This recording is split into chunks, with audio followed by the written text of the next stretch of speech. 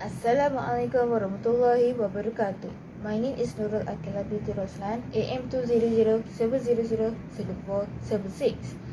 Today I'm going to tell you about the introduction of early childhood education. Early childhood lasts until the age of 8 years. One of the reasons that early childhood is considered up to the age of 8 is to allow him or her to acquire a smooth knowledge of the overall education from the level of playgroup to which was before and from or before to primary. When introducing any type of learning, understanding, or information to students, teachers must consider the care of science security. Students in preschools are young, so they require special attention in areas such as learning, playing, health, emotions, diet, nutrition, and psychoanalysis. These are critical for the child's overall development. What is early childhood education? Early childhood education, ECE, at its most basic level encompasses all forms of education, both formal and informal, provided to young children up to the age of approximately 8 years. This education is critical to a child's development and can have a significant impact on individuals' later years of life. When we dig deeper, we find that there are many different aspects that all work together to start contributing to a child's early education. When it comes to informal education, the main source of input for a child's development is, of course, the child's connection with his or her parents or primary caregivers. In essence, parents are their children's first teacher. This relationship is particularly important between the age of 0 and 2 years old, when the child is developing a sense of self and forming attachment with its parents.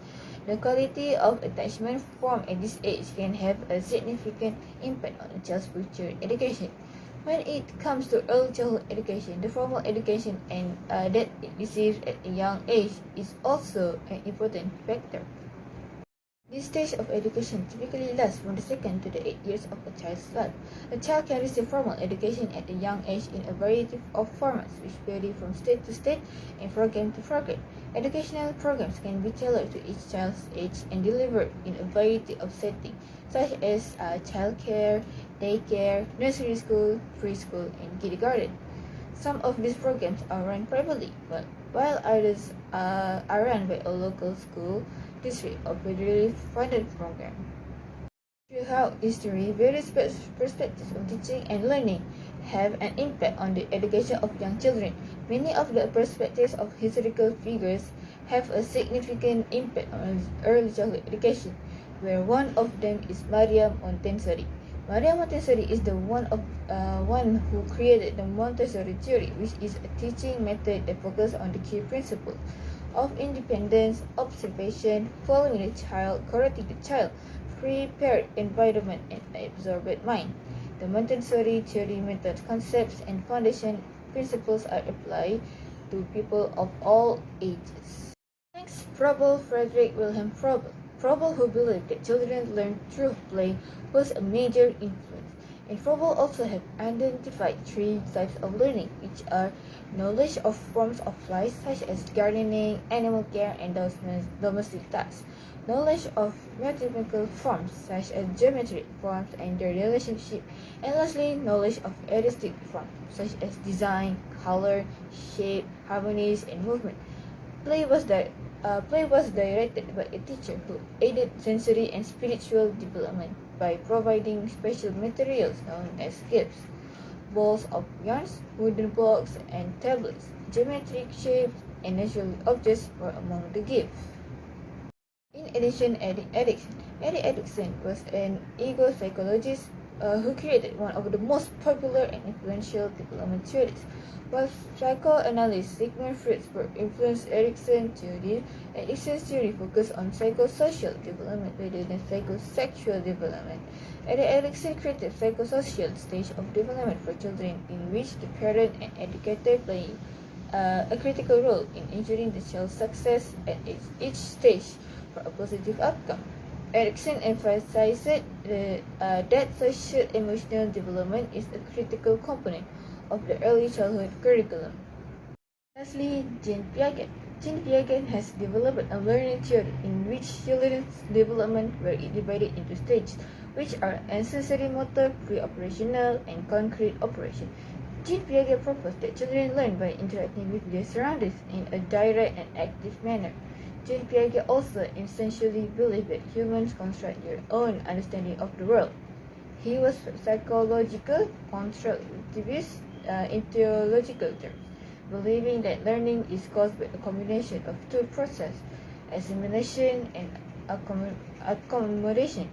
To understand a new concept, the children must first reflect on their prior experience and then adjust their expectations to include the new experience. This means that children are constantly building knowledge based on newly presented ideas, resulting in long-term change. Piaget was more concerned with the cognitive developments that occurred over time. One of the primary goals of early childhood education is the development of the child, and it focuses on three areas. These include cognitive skills, school readiness, and social, and also emotional development. When evaluating cognitive abilities, it is critical to consider intelligence quotient, because they are the development of intellectual and thinking skills and abilities in the individuals must work on improving their issue, choice, and logical reasoning skills. Not only that, academic learning skills such as reading, writing, numeracy, oral communication, thinking skills, logical reasoning, problem solving, decision making, critical thinking, job task planning, and organizing are improved in students. Students are trained in these areas from the start so that they can hone their skills as they grow older. When students are young, they are usually helped by their parents, teachers, or friends. When they have to make a decision or when they are struggling with a concept. Next, to improve learning and understanding, learning cannot take place in isolation. It is critical for students to socialize not only with their family members, but also with teachers, fellow students, and other school members. It is critical to establish appropriate terms and relationships with teachers and fellow students. This can be accomplished by demonstrating respect, courtesy, and politeness. Teamwork is an important skill that students should be encouraged to develop. Students in free school sometimes cause mischief and hurt each other, but teachers must be vigilant and prevent them from engaging in any inappropriate behavior. And lastly, the manners and ethics. The manners are such as smiling, greeting to somebody new, and using words like thank you, please, and apologizing when something wrong has been done. This is the lesson that need to be taught to children during their young age. They should have a sharing nature and wait their turn before giving others a chance, especially when they go out to play. They should maintain a positive attitude, especially at schools, and learn how to overcome feelings of rage and frustration.